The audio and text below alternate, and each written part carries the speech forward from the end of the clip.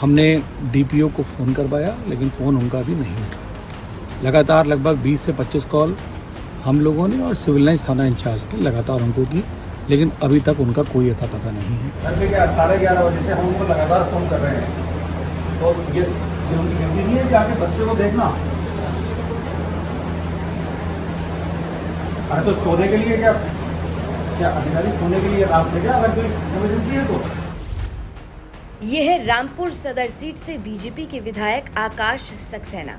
इनका आरोप है कि इमरजेंसी में भी डीपीओ ने ना इनका फोन उठाया और ना ही कॉल बैक किया।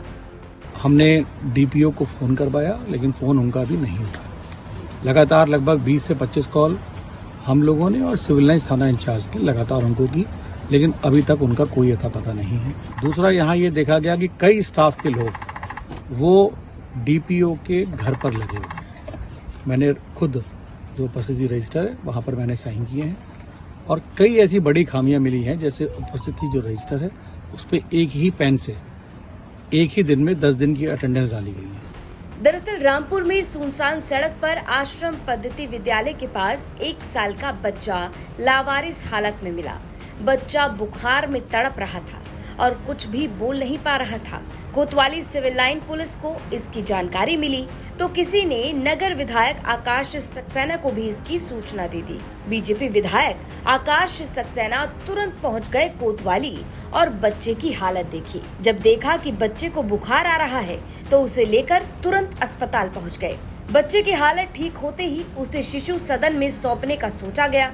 चाइल्ड हेल्पलाइन पर और जिला प्रोबेशन अधिकारी को नगर विधायक ने और सिविल लाइन पुलिस ने लगातार कई फोन किए, लेकिन कोई सुनवाई नहीं हुई।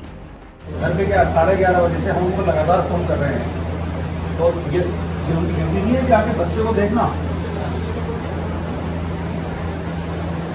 अरे तो सोने के लिए क्या अधिकारी सोने के लिए रात में क्या, अगर कोई इमरजेंसी है तो। जब डीपीओ ने न फोन उठाया और ना ही कॉल बैक किया तो बीजेपी विधायक खुद बच्चे को लेकर शिशु सदन पहुंच गए। वहां का नजारा तो और भी दयनीय था। अधिकारी वहां मौजूद ही नहीं थे। वहीं अटेंडेंस रजिस्टर देखने से खुलासा हुआ कि अधिकारी महोदय तो हफ्तों से वहां आते ही नहीं हैं।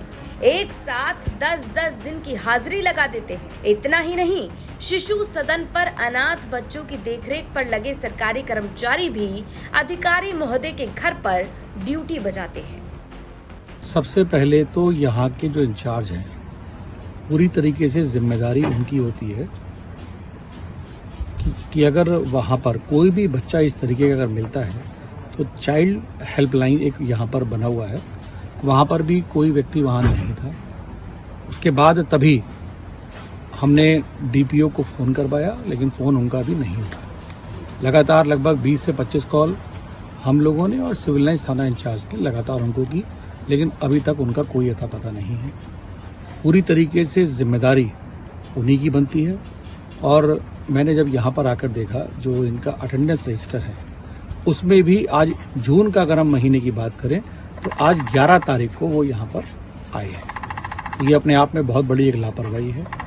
दूसरा, यहाँ ये देखा गया कि कई स्टाफ के लोग वो डीपीओ के घर पर लगे हुए हैं।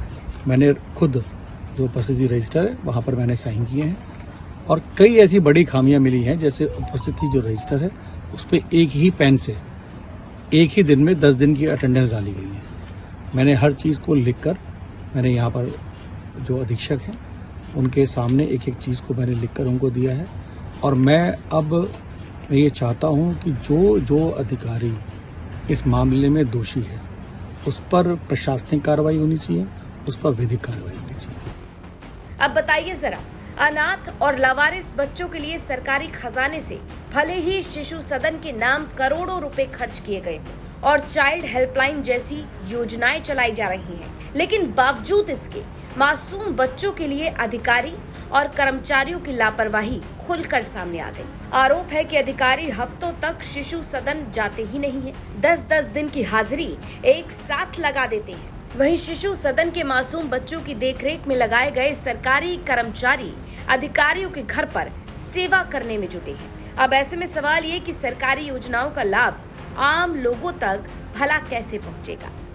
रामपुर से आमिर खान की रिपोर्ट, यूपी तक।